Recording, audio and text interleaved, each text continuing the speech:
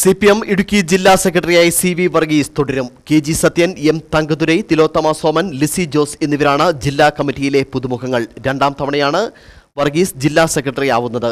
23 വർഷമായി ജില്ലാ സെക്രട്ടേറിയറ്റ് അംഗവും കർഷക സംഘം സംസ്ഥാന കമ്മിറ്റി അംഗവുമാണ്. 64-കാരനായ CV വർഗീസ് KSYF-ലൂടെയാണ് പൊതുരംഗത്തെത്തിയത്. DYFA ജില്ലാ പ്രസിഡന്റ്, സെക്രട്ടറി, സംസ്ഥാന വൈസ് പ്രസിഡന്റ് എന്നീ ചുമതലകൾ വഹിച്ചിട്ടുണ്ട്. ജില്ലാ ആസൂത്രണ സമിതി ഉപാധ്യക്ഷനുമാണ്. ചെല്ലക്കുഴിയിൽ വർഗീസ് ഏലിയാമ്മ ദമ്പതികളുടെ മകനായി ചീന്തലാറിൽ ജനനം. 18-ാം വയസ്സിൽ പാർട്ടി അംഗമായി.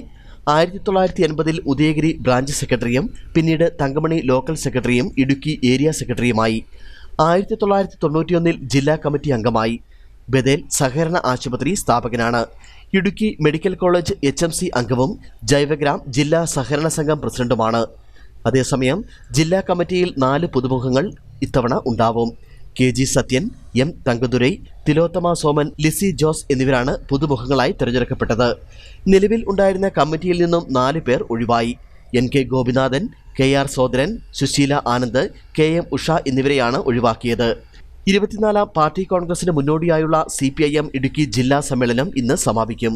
മുഖ്യമന്ത്രി പിണറായി വിജയനാണ് സമാപന പൊതുസമ്മേളനം ഉദ്ഘാടനം ചെയ്യുവാൻ തീരുമാനിച്ചിരുന്നത് എങ്കിലും അദ്ദേഹത്തിന് പങ്കെടുക്കുവാൻ ശാരീരികമായ ബുദ്ധിമുട്ടുള്ളതിനാൽ സംസ്ഥാന സെക്രട്ടറി തന്നെയാകും സമാപന സമ്മേളനം ഉദ്ഘാടനം ചെയ്യുക.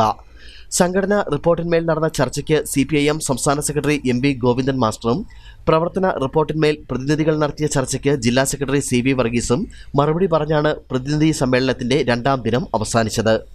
News bureau, Thodupuzha.